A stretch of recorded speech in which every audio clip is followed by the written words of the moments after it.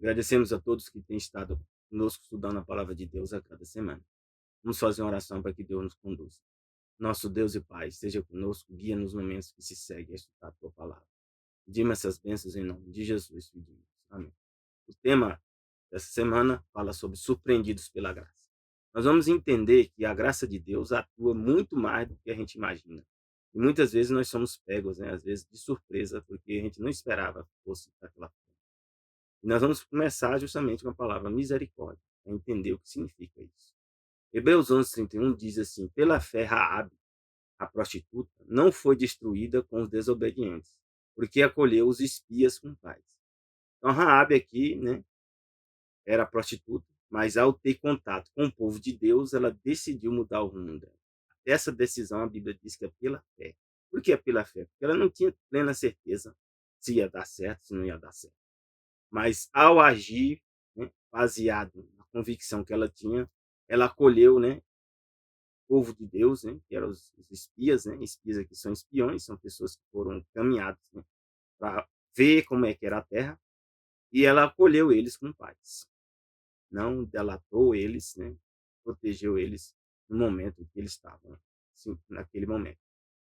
Então, aqui a gente pode ver, que Raabe mentiu, fez isso, fez aquilo, mas a gente tem que ter entendimento e não há nenhum ser humano, que não tenha problema. Mas Deus avalia a pessoa não é por um ato em si, e sim pela trajetória de vida dessa pessoa. Eclesiastes 7:15 diz hoje, eu demorei para entender essa passagem aqui, mas Deus já me revelou, e ela é importante para mim e para você. E diz assim: tudo isto vi nos dias da minha vaidade. Isso aqui é Salomão falando. Há justo que perece na sua justiça. Então, a pessoa justa, e Deus não é contrário a ela por ser justo, mas ela vive num mundo em que a injustiça impera e termina acontecendo coisas que faz com que ela morra até antes do tempo, por ela ser justa. Diz que há ímpio que prolonga seus dias na sua maldade. Então, teve pessoas ímpias fazendo mal, mas como o contexto desse mundo é um mundo de pecado, Satanás está governando esse mundo, então Satanás faz essa pessoa prosperar.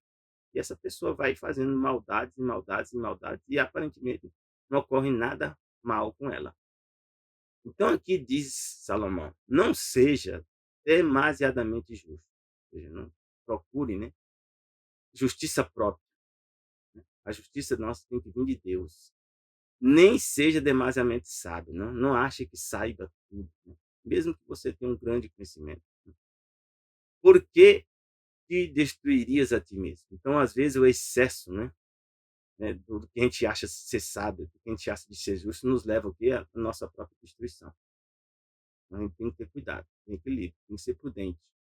Não seja também demasiadamente ímpio, ou seja, ir no caminho da maldade, porque pelo caminho da maldade você está prosperando, você está conseguindo as coisas, está indo de vento em popa, Então, uma hora você vai se destruir.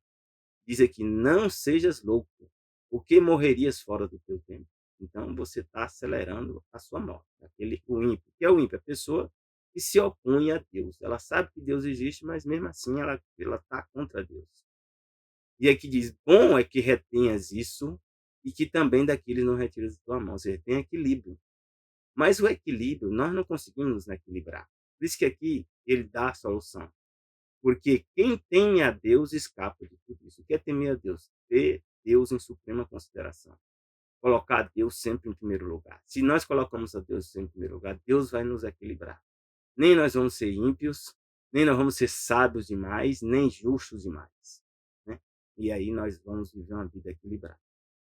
Isso tem servido para mim e eu tenho aprendido muito.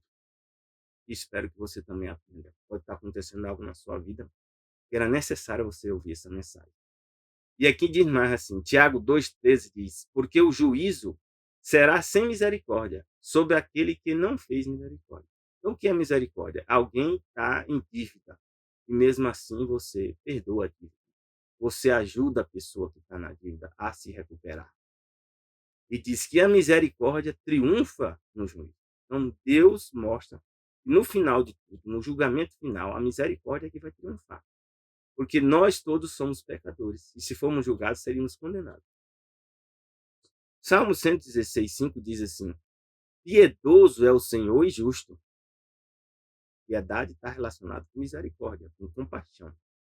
O nosso Deus tem o quê? Misericórdia. Para com todos, viu? Mesmo os maus, Deus, eles ainda existem porque Deus tem misericórdia para com eles. Salmo 147:11 diz: o Senhor se agrada dos que o temem e dos que esperam na sua misericórdia. Então aí tem uma grande diferença entre o ímpio e dos que temem a Deus. Aquele que teme a Deus, Deus se agrada. E aqueles que esperam na misericórdia de Deus vão ser atendidos. O ímpio não vai. O ímpio vai o quê? Morrer fora do tempo. O ímpio vai ser o quê? No final, destruído. Ele vai ser condenado no final. Salmo 100, verso 5 diz: porque o Senhor é bom e eterna a sua misericórdia. Então, eterno no sentido que ela não acaba. Que é a natureza dele. E a sua verdade dura de geração em geração. Então, a verdade é a palavra de Deus. Ela dura de quanto tempo? Para sempre. Deuteronômio 32:4 diz assim: ele, nosso Deus, é a rocha. Rocha no sentido de base, fundamento, sustentação. As suas obras são o quê? Perfeitas. Ou seja, o que Deus faz, mesmo que a gente não entenda, é perfeito. Mas a gente não pode confundir que Satanás também age. Né? Então, a gente às vezes fica pensando que é Deus que está agindo, pode ser Satanás que está agindo. Mas se é Deus que está agindo, as obras de Deus são perfeitas. E todos os seus caminhos são o quê? Justos. E mesmo as obras de Satanás, se nós confiamos em Deus, Deus guia a gente no caminho da justiça. E diz que Deus é Deus fiel, que não comete erro. Então, Deus não comete erro. Isso é a maravilha. Então, se você se entregar a Deus, pode ter certeza. Deus não comete erro. E diz justo e reto ele é.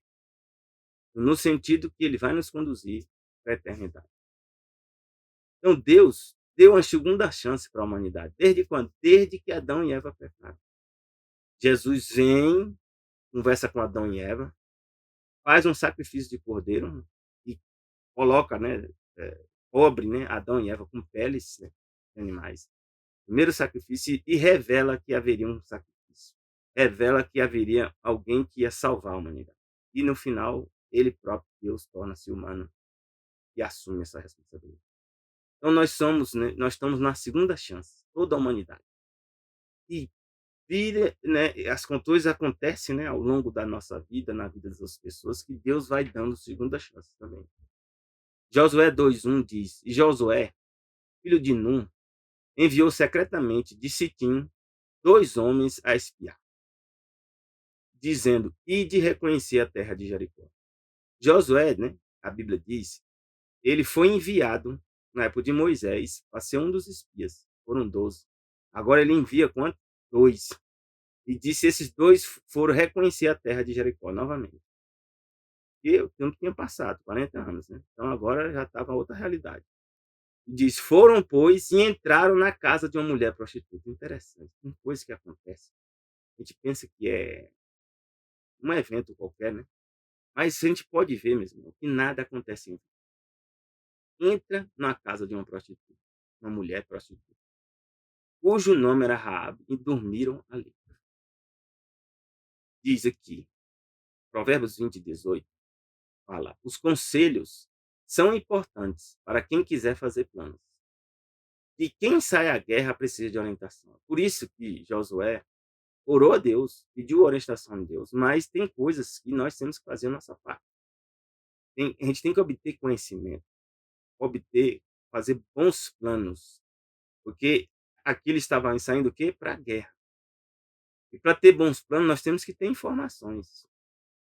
Diz que a Bíblia é um livro de informação preciosa. Deus nos revela o futuro antes que ele aconteça. Mas isso só serve para quem? Para aqueles que creem. Quem não crê, você acha que não tem nada acontecendo. Porque não vale, serve para nada. Provérbios 21:22 diz também que o sábio conquista a cidade dos valentes. Então, Josué foi sábio para conquistar essa cidade de povos que eram povos valentes. Derruba a fortaleza em que eles confiam. Então, Josué fez a parte dele, enviando esses espias foram lá investigar o que está acontecendo. Números 13, de 1 a 3, conta em detalhes. O Senhor disse a Moisés, né? Envie alguns homens em missão de reconhecimento da terra de Canaã, terra que 12. Então, Moisés ouviu um conselho de Deus, que foi enviar o quê? Homens para espiar. Agora também Josué, depois de anos, né, 40 anos, aqui está fazendo o mesmo processo. Então, se você quer fazer determinadas coisas, mudar a residência, mudar de trabalho, mudar de lugar, mudar de emprego, busque informações, né? Envie seus espias, né? Adquira conhecimento antes de você tomar decisões, né? Para que se os seus planos não sejam depois caiam por terra, né? Tenha sabedoria, tenha o que? Prudência. Ore a Deus para te dar sabedoria para tomar as decisões, buscar as informações corretas, como aqui foi feito. Diz, foi enviado um líder de cada tribo dos seus antepassados. E nós podemos depois que eles, né, só 2, né, falaram a verdade, que foi, né, Caleb, né, e o próprio Josué. Em João 18, 16, 17, mostra que a gente pode cometer erros, pode cometer falhas. E mesmo cometendo falha, como o povo de Israel tinha cometido essas falhas, 40 anos depois, Deus, né, deu novamente uma segunda chance. E aqui nós vemos também Deus, né, Jesus, né, sendo Deus, né, dando a segunda chance para Pedro, em João 18, 16, 17. Isso serve para mim e para você também. Diz que Pedro teve que ficar esperando do lado de fora da porta. Jesus estava sendo conduzido, né, de um lugar para outro, para poderem arrumar, de alguma maneira, um julgamento, né, criar provas falsas, né, a respeito de Jesus e condenar Jesus de forma, né, arrumando, né, depoimentos falsos, né, criando toda, como diz, né, que hoje a gente chama de narrativa. E eles fizeram isso. E diz que Pedro, né, ficou acompanhando.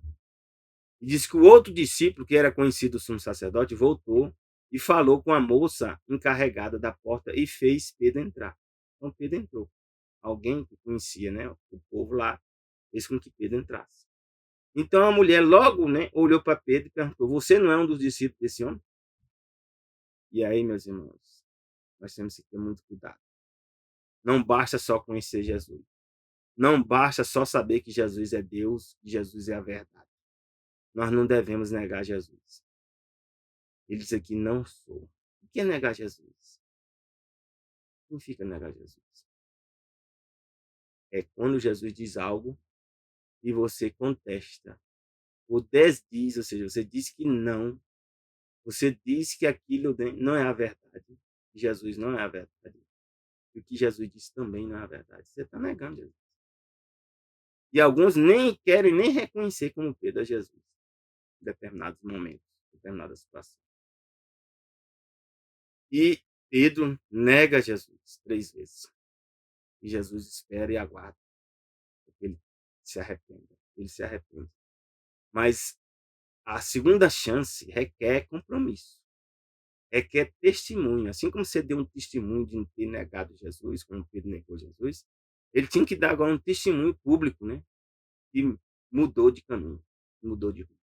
Jesus chega, né? Depois de comer, e Jesus perguntou a Simão Pedro: "Simão, filho de João, você me ama realmente mais do que este?" Ele dizia que amava. O que é amar de fato? A gente se confunde amor, né? Só com palavras. Aí Pedro diz: "Senhor, tu sabes que te amo." Jesus disse: "Cuide dos meus cordeiros." Então, para Jesus, amor é o quê? Ação. Que ação? Cuidar do povo de Deus, como ancião, como presbítero. Cuide dos meus cordeiros. Novamente, Jesus disse: "Simão, filho de João, você realmente me ama?" Ó, a coisa vai complicando. E ele respondeu: "Sim, Senhor, tu sabes que te amo." Novamente ele falou. Então Jesus disse: "Pastorei as minhas ovelhas." Cuidar e pastorear, o que é? As ovelhas e os cordeiros. Ovelhas são mais velhas, né? Cordeiros são mais novos. Pela terceira vez ele disse: "Simão, filho de João, você me ama?" Primeiro, ama mais do que outros. Depois, você realmente me ama? E agora, você me ama? E Pedro disse, magoado: por Jesus ter perguntado pela terceira vez: Você me ama? E ele disse: Senhor, tu sabes todas as coisas e sabes que eu te amo. Agora ele está mais equilibrado, hein, na resposta. Tu sabes todas as coisas. Deus sabe de fato, realmente, quem somos nós. E disse Jesus: Cuida das minhas ovelhas. Deus permite, Jesus permite, né, que aconteçam as coisas para o quê? Para que nós sejamos transformados. E quando vem a prova, a gente não venha negá-lo. Que coisa terrível é negar Jesus. E aqui diz em Jeremias 31, 33, que Deus deu uma segunda chance para a humanidade, para a nação de Israel. Estão chegando os dias, declara o Senhor, quando farei uma nova aliança com a comunidade de Israel e com a comunidade de Judá. Quem é essa comunidade? É os salvos. Não será como a aliança que fiz com seus antepassados, os quais, quando os tomei pela mão para tirá-los do Egito. Eu disse que não vai ser igual ao passado, não. Porque quebraram a minha aliança, apesar de eu ser o Senhor deles. Disse o Senhor: Esta é a aliança que farei com a comunidade de Israel depois daqueles dias. Isso aí, esse dia está relacionado, sabe o quê? Com o Pentecostes, com a descida do Espírito Santo. Declara o Senhor: porei a minha lei no íntimo deles, escreverei nos seus corações. Serei o Deus deles, eles serão meu. Então, o plano de Deus, meu irmão, não foi abolir a lei. Nunca foi abolir a lei. O que aconteceu com Adão e Eva? Eles perderam a lei ao pecar. Então, Deus vai restaurar tudo e colocar novamente a lei em nossa mente, em nosso ser. O coração é mente. Isso vai acontecer para quem? Para todos os salvos. E a Bíblia diz aqui em Gálatas 3:29, se vocês são de Cristo, são descendência de Abraão e herdeiros segundo a promessa. Então, quem são os herdeiros? É o da fé, não é do sangue. Essa comunidade de Israel aqui são os salvos pela fé. Amém? E a Bíblia diz que esses salvos têm 12 tribos. Isso aí, você vê em Apocalipse, tem 12 tribos. Cada tribo representa um caráter que nós vamos formar mediante Cristo. Que nós possamos estar sendo transformados.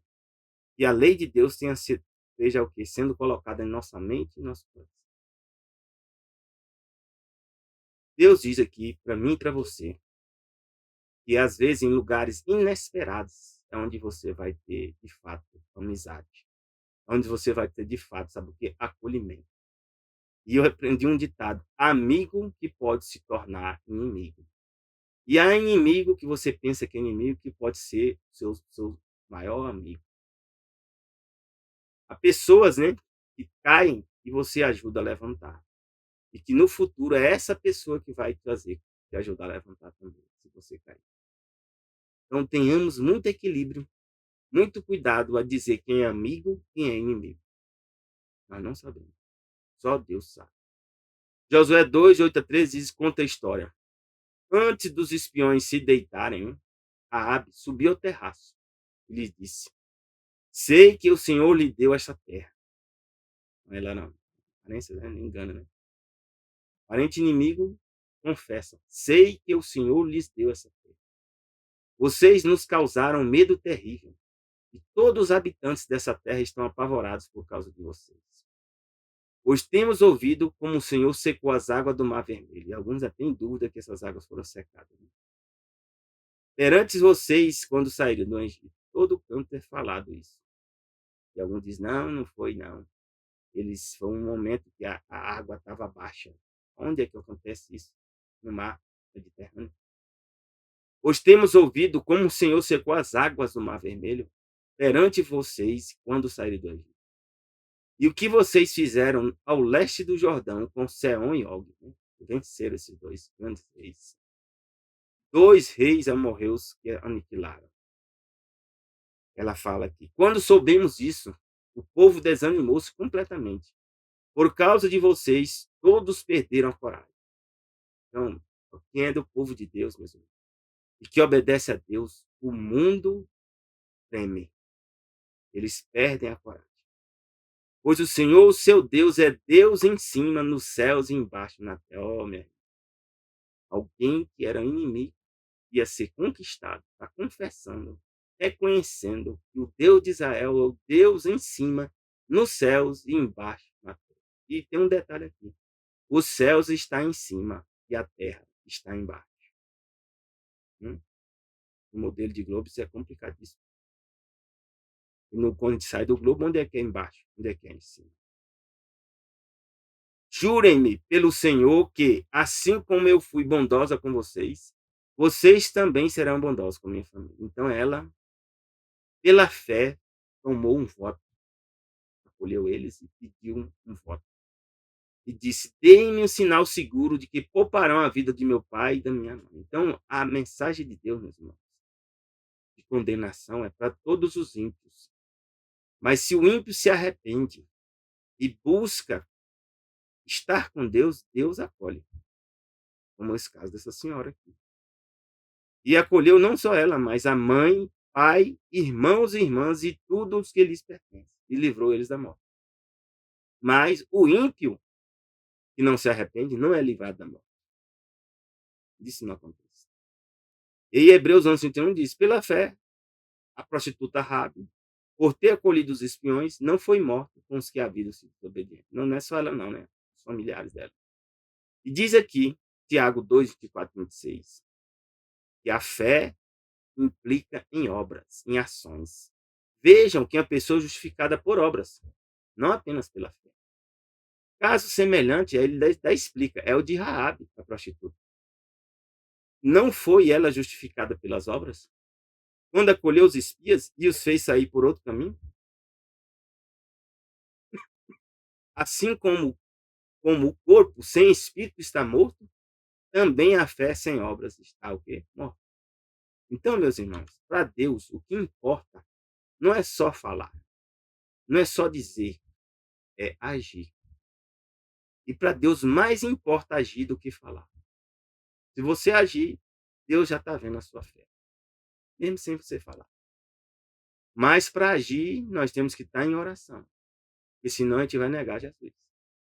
E aí a gente tem que fazer um novo compromisso.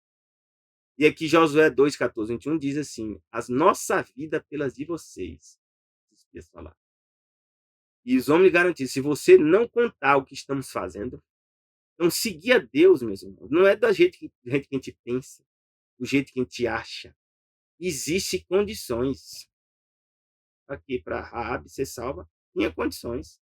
Se você não contar o que estamos fazendo, nós a trataremos com bondade e fidelidade quando o Senhor nos der a terra. Isso era futuro, hein? Ela podia pensar um monte de coisa que talvez, né, não acontecesse. Né? Então Raabe, pela fé, ajudou eles a descer pela janela com a corda, pois a casa em que morava fazia parte do muro da cidade. E disse: vão por aquela montanha para que os perseguidores não os encontrem. Então Raabe, com as decisões dela, mostrou que tinha fé em Deus e nesses espias. Esconda-se lá por 3 dias até que eles voltem. Depois poderão seguir também. Então ela deu um conselho importantíssimo. Também há condições, às vezes, para a gente ser vencedor. Para a gente mudar de endereço, mudar de emprego, mudar de trabalho, prosperar. Existem condições. E às vezes a gente tem que ouvir conselhos de pessoas que às vezes nem aparentemente são da igreja. Ou aparentemente nem confiam em Deus. Mas a gente viu aqui que ela confia em Deus. Então, se a pessoa manifesta a fé em Deus, é uma pessoa de má confiança. Mas você vai descobrir o quê? Pelas ações dessa pessoa. As ações vão mostrar de fato que ela tem confiança. E disse o homem, disseram: estaremos livres do juramento que você nos levou a fazer. Se, olha as condições novamente, quando entrarmos na terra, você não tiver amarrado esse cordão vermelho na janela pela qual nos ajudou a descer. E se você não tiver trazido para a sua casa o seu pai e a sua mãe, os seus irmãos e toda a sua família. Para seguir a Deus, né? Deus diz que quem crê e for batizado, né? Quem crê e for batizado será salvo. Jesus diz mais o quê? Quem vem a mim, negue-se a si mesmo, carregue a sua cruz e siga-me. Jesus diz: se me amas, guarda os meus mandamentos. Então tem condições para a gente poder estar com Deus. Receber a misericórdia de Deus.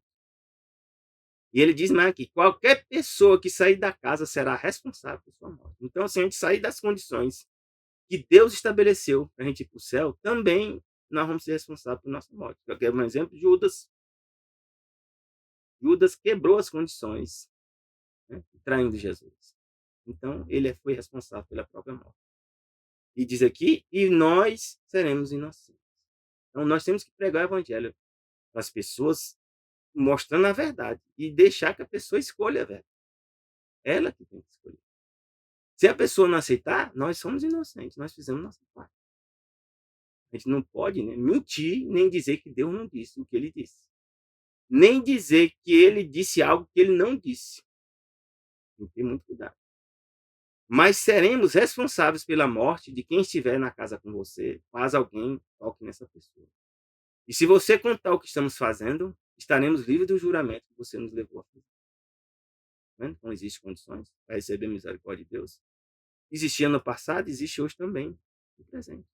Por isso que às vezes Deus nos chama nos nossos pecados, mas não para vivermos em nossos pecados. A Raabe não permaneceu prostituta, não. A Raabe mudou de caminho, mudou o rumo da vida dela. E ela disse aqui, seja como vocês disseram, respondeu Raabe. Então ela aceitou as condições. E assim ela os despediu. O que é que ela fez? Logo depois ela amarrou o cordão vermelho na janela. Olha, a decisão dela implicou o quê? Em ação, em obediência. E aí, se nós formos ver no futuro a história de Raabe, em Mateus 1, 5, 6, diz assim: Salmão gerou Boaz, cuja mãe era quem? Raabe. Salmão é que? O tribo de Judá. Casou-se com quem? Com Raabe. E gerou Boaz. Boaz gerou quem? Obed. Com quem? Ruth, uma moabita. E Obed gerou quem? Jessé. Jessé gerou Davi. Davi, né? Foi o ancestral de quem? De Jesus. Então, Raabe faz parte da genealogia de Jesus, e assim como Ruth. Que bênção. Mostrando que Deus sempre foi o Deus da misericórdia. Para aqueles que aceitam o chamado dele e seguem as condições que ele estabelece. Outro povo também aqui que vivia numa situação crítica, que é os gibeonitas, a Bíblia diz aqui. Eles souberam, né, que o povo estava vindo. E eles não tiveram tanta fé, né, como Raabe, né, a entrar em contato com o povo. Eles armaram arapuca, né, diz aqui uma artimanha. E diz aqui em Josué 9, de 1 a 6. Souberam disso todos os reis que viviam ao oeste do Jordão, nas montanhas, na Cefelá, em todo o litoral do Mar Grande até o Líbano. E eram os reis dos hititas, dos amorreus, dos cananeus, dos ferezeus, dos heveus e dos jebuseus. O que é que eles fizeram? Eles se juntaram para guerrear. Em vez deles compreender que era Deus que tinha dado a terra para eles. Tem algumas pessoas tentando tomar a terra de Israel hoje. Né? Eu não vou dizer que esse povo de Israel que está lá é o povo de Israel da Bíblia, mas tem parte do povo de Israel lá. Pode ter certeza. Mas a maior parte do povo de Israel está espalhado na face da terra. Eu descobri que sou descendente de Israel. Mas tenhamos cuidado em querer tomar algo que Deus destinou para alguém. Não devemos cobiçar as coisas do próximo, é o 10º mandamento. E eles se juntaram para guerrear contra Josué e contra Israel. Contudo, quando os habitantes de Gibeon souberam o que Josué tinha feito com Jericó e Ai, recorreram ao ardil. Então eles lembraram de Jericó e de Ai. Então temos que traçar alguma coisa, estratégia para a gente sobreviver. Enviaram a delegação com jumentos carregados com sacos gastos e vasilhas de couros velhas rachadas e remendadas. Interessante. Os homens calçavam sandálias gastas, remendadas e revestiam roupas velhas. Era uma estratégia, né? Todos os pães dos suprimentos deles estavam secos e esmigalhados. Foram a Josué ao acampamento de Gigal e disseram a eles, ao homem de Israel, viemos de uma terra distante, né? Estava bem ali perto. Queremos que façam acordo conosco. O que ele podia ter feito? Podia ter orado a Deus. Deus tinha respondido. Isso aqui era uma estratégia. Mas, meus irmãos, parece que os erros que a gente comete mesmo orando a Deus, né, ou não orando, a gente estando em comunhão com Deus, Deus age com misericórdia. Porque Deus podia ter dito para Josué, ó, num sonho, né? Olha, não faz acordo com esse povo, não.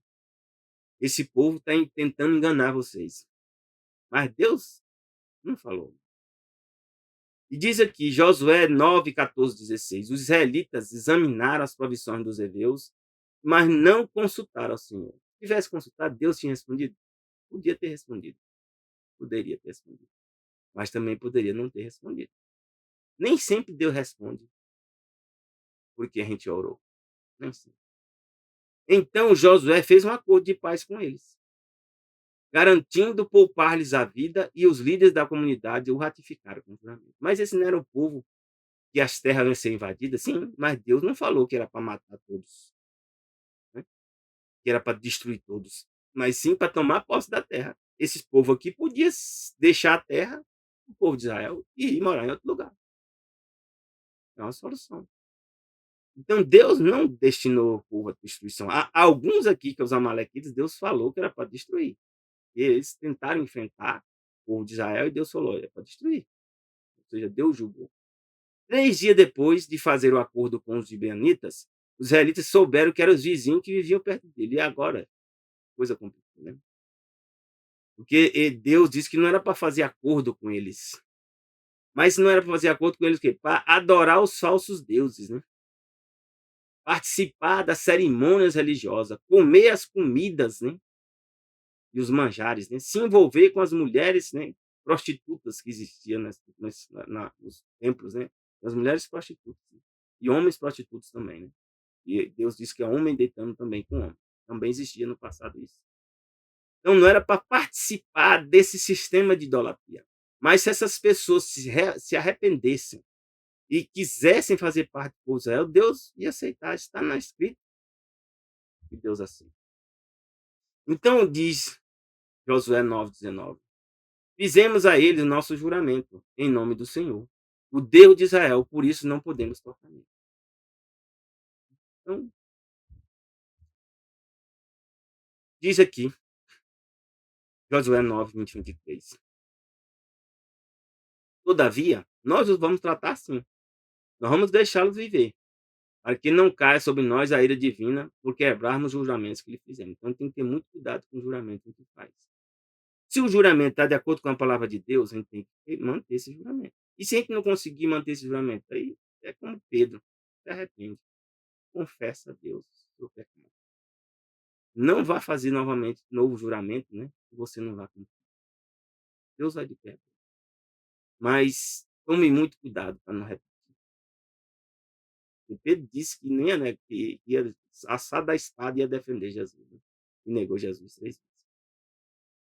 Então, acrescentaram: eles vão ficar vivos, mas serão lenhadores e carregadores de água para toda a comunidade. Né? Aparentemente, é uma situação difícil. Né? Ia se tornar escravos, iam trabalhar, né, como lenhador, carregador de água. Né? Às vezes a gente está na igreja, a gente não quer ser o carregador de água, nem o lenhador do templo. Né? A gente quer o cargo mais elevado. Ou a gente nem quer cargo nenhum.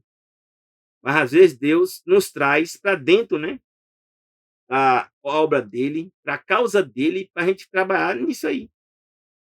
Deus chama a gente para isso. E assim se manteve a promessa dos líderes. E Josué convocou os gibeonitas e disse: por que vocês nos enganaram, dizendo que viviam muito longe de nós, quando na verdade viviam perto? Agora vocês estão debaixo de maldição. Nunca deixarão de ser escravos, rachando lenha e carregando água para a casa do meu Deus. Mas isso foi para o mal deles ou para o bem deles? Sabemos que foi para o bem. Eles passaram a fazer parte do povo. Isso é que é importante. No meio de todas as crises, eles tentaram se unir ao povo de Deus e Deus acolheu eles, mesmo com defeito, com problema.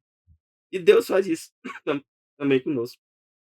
Eu conheço história de pessoas que foram para a igreja, né? Assistir uma semana de oração, bêbado, e gritando, né? Na hora do culto, e assistiu todos os cultos, né? E depois tomou decisão no batismo. Então Deus tem misericórdia de mim e de você. Isaías 56, 6 a 7 diz assim: Os estrangeiros, estrangeiro é aquele que não conhece a Deus e depois decide, né, conhecer a Deus.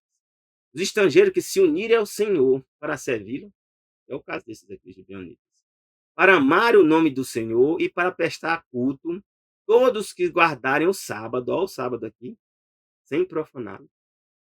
Deus não está falando de domingo, está falando de quê? De sábado. E as pessoas ainda teimam em querer falar que os 10 mandamentos foram abolidos, inclusive o sábado, ou que o dia é o domingo. Aqui é sábado mesmo, sétimo dia. E que se apegarem à minha aliança, esses eu trarei ao meu santo monte e lhes darei alegria em minha casa de oração.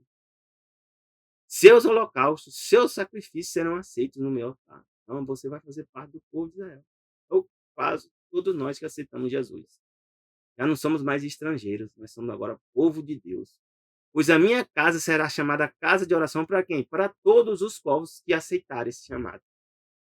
E é esse chamado que nós estamos levando as pessoas. Hoje eu estou falando aqui para você. Talvez você não tenha ainda tomado sua decisão. Você ainda é estrangeiro. Tome sua decisão de fazer parte do povo de Deus. Decida guardar o sábado que Deus, né, deu para todos nós como símbolo da aliança. E aqui, meus irmãos, Deus diz para mim e para você, esse é o plano da redenção.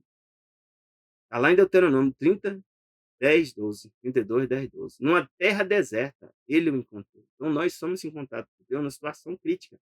Todos nós. Mesmo que eu tenha riqueza, dinheiro, poder, a situação minha ou sua vai ser sempre crítica. Porque é nosso caminho, estamos indo no caminho de quê? Da morte eterna, da perdição. É num deserto. Deus nos encontra. Numa região árida, uma situação difícil, de ventos uivantes, situação crítica. Deus nos encontra lá e nos protege. Ele o protegeu e dele cuida. A gente não morreu ainda, a gente ainda não se destruiu, não chegou àquele limite próximo da morte, porque Deus protege ainda você e Deus cuida de você. Guarda você com a menina dos seus olhos. É isso. Como a águia que desperta a sua ninhada. O que a águia desperta a ninhada?